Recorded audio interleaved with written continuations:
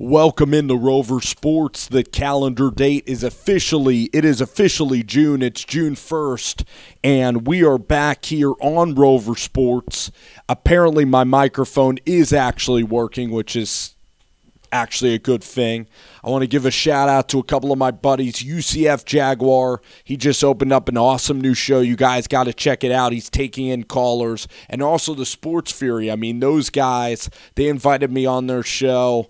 And they have me on for NFL picks, and they're just wonderful people, Josh and Sean. And for NBA live streams, they've been doing just incredible things. They're up to like 800K video views, up to 40K subscribers. They are rolling. They're doing sweet work, and big shouts to them and Jet Central and all of the YouTube family, Pigskin Pete, everybody involved.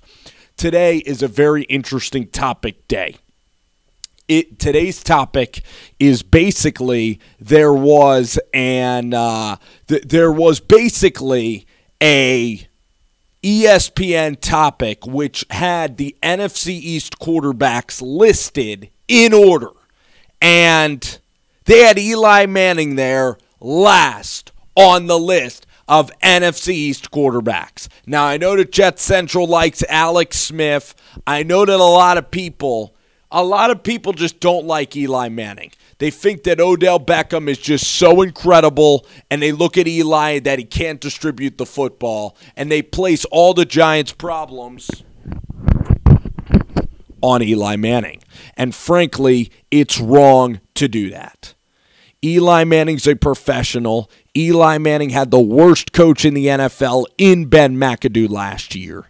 It is time right now for the New York Giants to make their return to prominence. The New York Giants are coming back whether you like it or not. And Eli Manning is the second best quarterback in the NFC East, and it isn't even remotely close.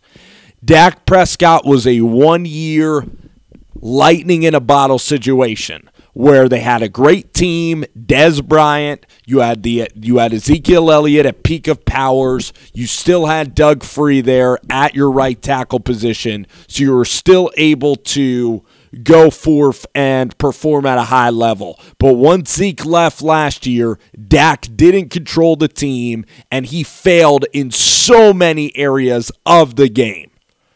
Dak Prescott is just simply, you know what he is, Dak Prescott? He's a guy that can get you, a couple of yards here and there. He can move you up the field, but he's never going to hit you with a big haymaker. He's not going to haymaker you. He's not going to drop you. Carson Wentz is a haymaker throwing elite level player. The North Dakota storyline is annoying as hell with Carson Wentz. When he was making his run last year, it was really frustrating to watch, but the guy is just a specimen. 6'5", makes all the throws, super elite in every statistical category, and a guy that makes really smart decisions, an ultra competitor, and a guy that, even as a New York Giants guy that hates the Eagles with everything, Carson Wentz is tremendous, and of course right now he is going to be number one in the NFC East quarterback rankings. But let's look at the other guys. You have Dak Prescott, who's never won a playoff game, who played well against the Packers in that playoff game, but again, the Green Bay secondary sucks, okay? The Green Bay Packers secondary is complete trash. It's dog shit. It sucks, okay? They were starting Ladarius Gunfer in their secondary, to make my point clear.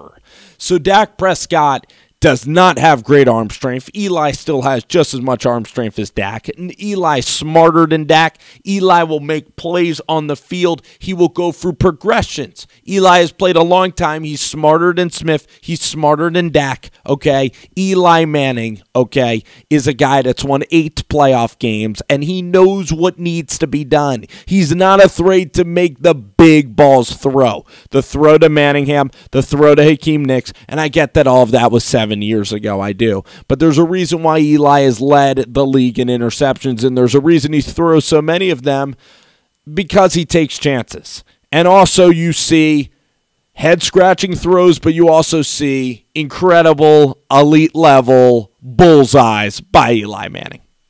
Eli Manning, more arm strength, much scarier to play than Alex Smith, prepares better than Alex Smith, and a guy that will will his team to victory. There's no way if Eli was quarterbacking the Chiefs and they had the Titans on the ropes 21-6, there's no way that Eli lets Marcus Mariota back into that football game. No way at all.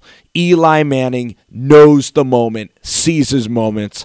Eli is the second best quarterback in the NFC East. Alex Smith is third. Then they even have Nick Foles ranked above Eli Manning as well. Nick Foles had a good playoff run, but come on. This is a guy that can't hold a job. This is a guy that can't take a three-step drop without tripping over his shoelaces. A good thrower of the ball, but the bottom line was he played against...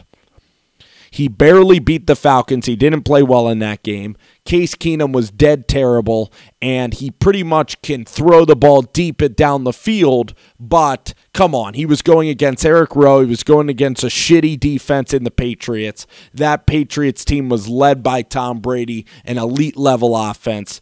That was not an elite-level defense with Malcolm Butler especially hurt. The Patriots were at their worst in that Super Bowl, and the AFC was so terrible that nobody can knock them off. The Patriots and the Cavaliers are very similar. Both teams in the Super Bowl, both teams in the damn Super Bowl, but their conference sucks, and they have big-time flaws. Alex Smith lit them up. Big Ben had a game against the Patriots. The New England Patriots were frauds, period, and they were shown as frauds in that Super Bowl. And Nick Foles, yes, played well, has a good arm, yes, could be even more dangerous than Alex Smith, but the consistency with Nick Foles is not there. Against the Raiders, he sucked. There's a reason he doesn't hold a job, and it's because Nick Foles can't move. He can't extend at all, and you are very limited in what you can do with him as a quarterback because he gets hurt and because he can't move in the pocket. You can't put him under center. You can't do handoffs. It's all shotgun. It's like a college offense, and it did work for the playoffs, and he did play well, kind of like Doug Williams, kind of like Jeff Hostetler, a little bit like Joe Flacco. He heated up during the playoffs, and people love the playoffs and the big moments. And yes, he played well in those games with an elite-level coaching staff and elite wide receivers against an overpowered defense. He did play well, but in no way should he's got to be fifth on this list. Even Dak is better than Nick Foles.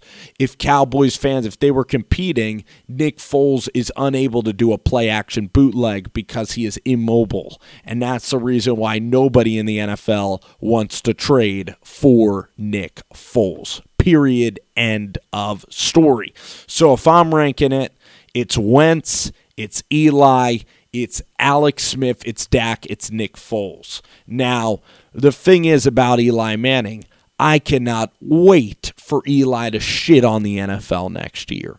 I cannot wait for Eli to have a bounce-back year, get the Giants moving, because Eli needs a running game. There has been way too much put on the shoulders of Eli Manning.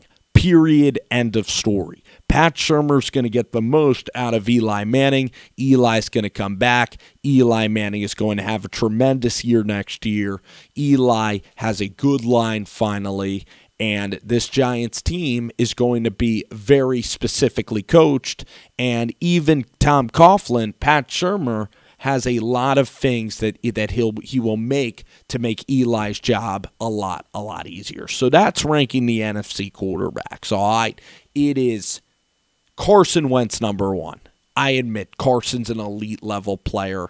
Carson has incredible arm strength. Carson is mobile and is a great athlete. And Carson can throw a really pretty deep ball. But Carson also is precise and Carson wins games and can dominate games.